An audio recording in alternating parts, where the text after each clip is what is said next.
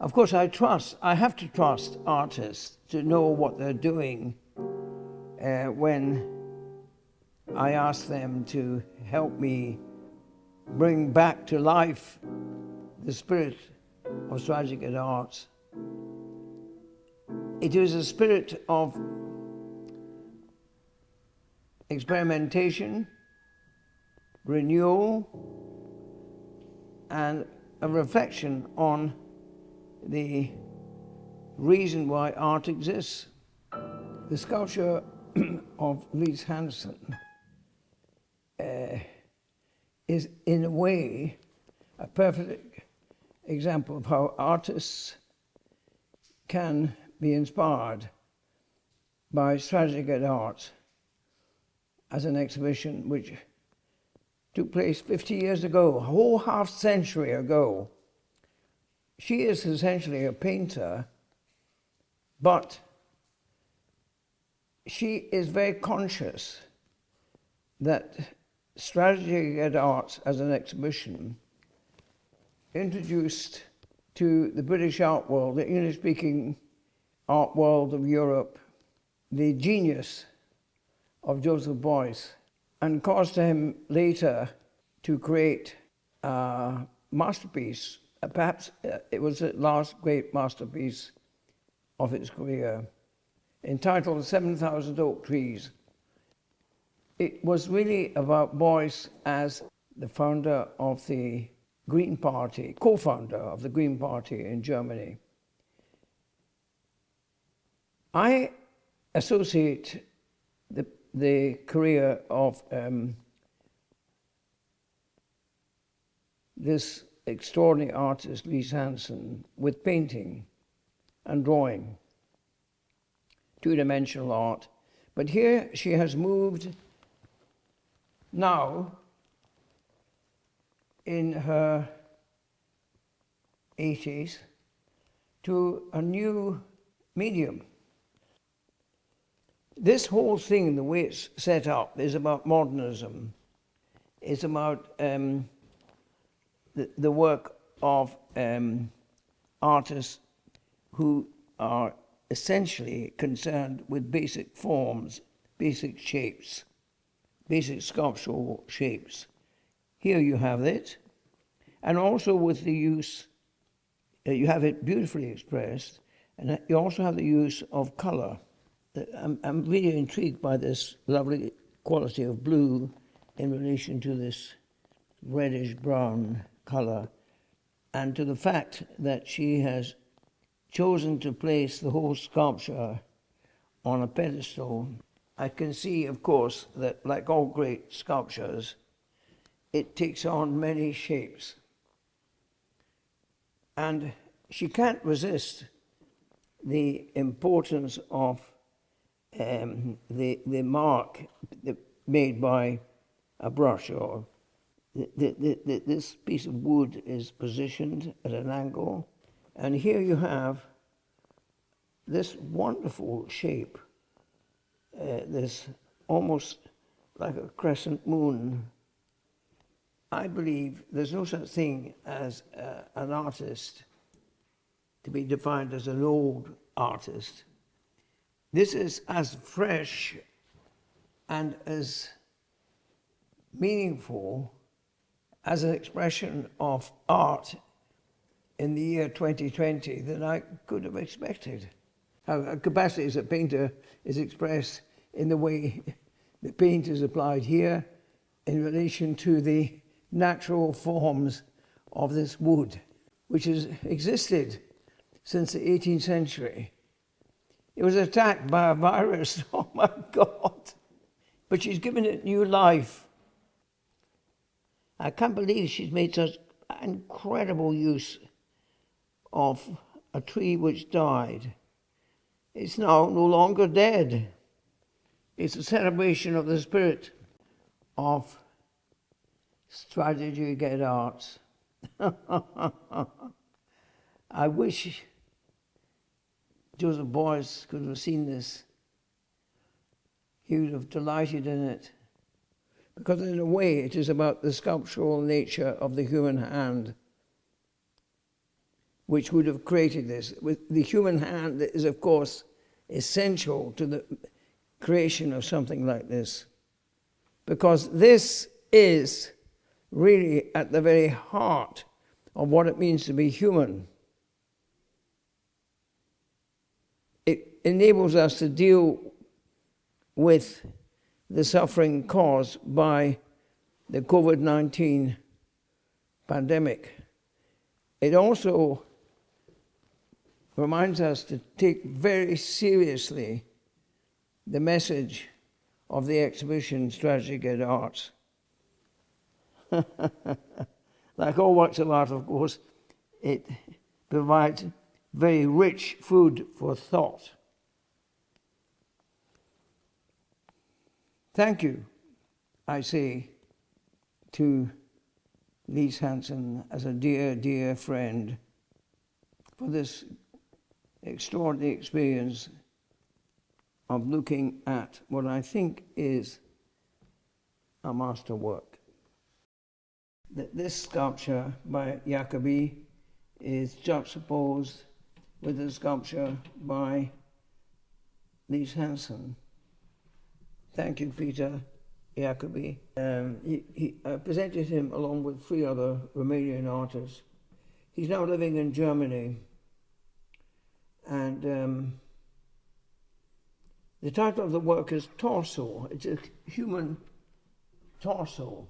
It suggests a human being. In a way, it's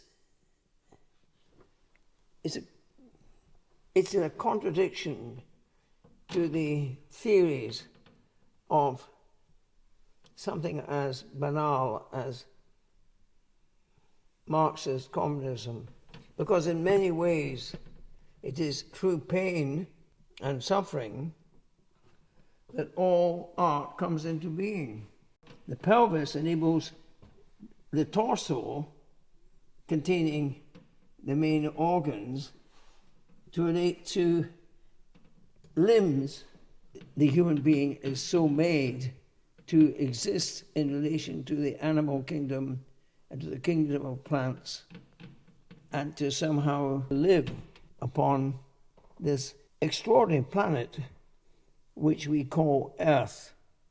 It's quite the most beautiful thing, but at the same time, it's terrifying how vulnerable human beings are, how vulnerable I am myself, dependent on an arrangement of bone structures covered in flesh.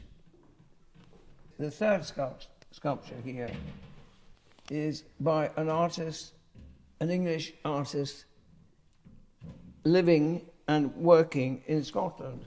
It does remind me of the art, the Italian art associated with the artists who make serious use of terrazzo. And of course, it's making me take seriously something that Beuys took seriously, which is the revolutionary geological work of someone who inspired Beuys, and that is James Hutton, the father of geology. Can I ask you to look at the beautiful way the use of colour has been used by this artist, Gareth Fisher. It suggests constant movement. The way things are formed through the millennia, through millions of years. As I've moved round, I've now come to my favourite aspect of this sculpture, which is this side here. There you can see the workings of the mind of Gareth Fisher in using what he has revealed the basic forms in something as natural as, let's say, the way the earth is formed. So how can I how can I possibly not be grateful? The spirit of Strategic Arts is truly celebrated in these three works of sculpture. And here I can see another example. Look at this. This is sculptural because of the way this has been added to a photographic image. But this is a piece of sculpture found on the island of Iona. It's thinking of the element of time passing through the physical material of this planet called Earth. It's also about the hours of prayer, which are in 7 stages. I find this the most beautiful thing and deeply sculptural. And so, with exhibitions of this kind, it's not just, how can I say, another exhibition. It's causing us to see that if an exhibition is truly meaningful, it has significance beyond the present time and extends into the future because it's deeply embedded in the mystery of the past. These are 2 other artists who are responsible for the teaching of sculpture,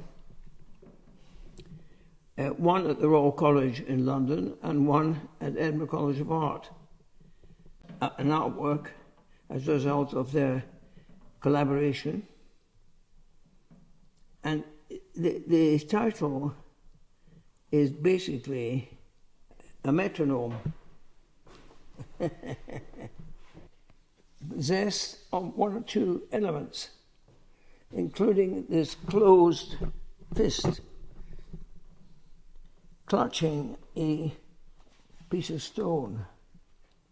And it's very interesting that the metronome was used, of course, to measure time. But what I find interesting is that the human presence within the cosmos is defined by that hand clutching a stone. So this comes out of whatever you call the kingdom of stone, and it's all in relation to something which is really the biggest mystery of all, the passing of time. And therefore, in the study of sculpture, you have the study of the whole profound mystery of what human beings are faced with, how to relate our bodies, our minds, with the passing of time. Here I think it suggests not any old piece of rock, something so old, the way things grow over millions of years. My goodness me, thank you so much. I would say that the world of sculpture studies at the Royal College and at Edinburgh College of Art is in safe hands. I think here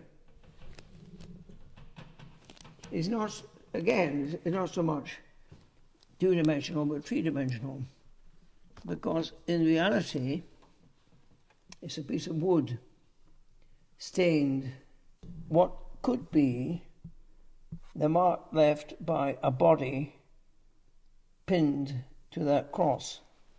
It's typical of the work of Terry Newman, who I take very seriously. She's one of the very few artists in Britain who's at one completely with the art of Joseph Beuys.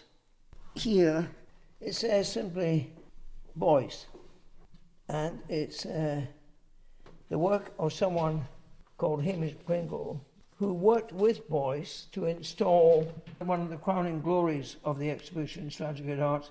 It was called the Pack.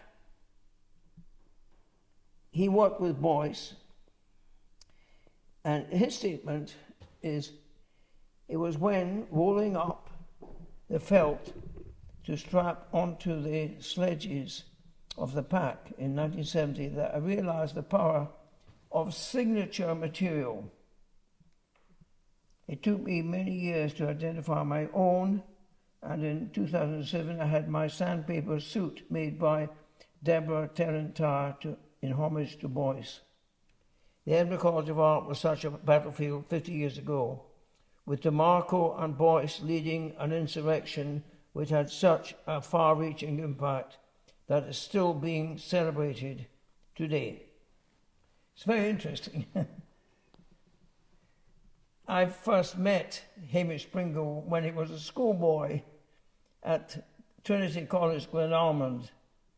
I was giving a lecture there, and I was very pleased that he took it very seriously. Found himself collaborating with Joseph Beuys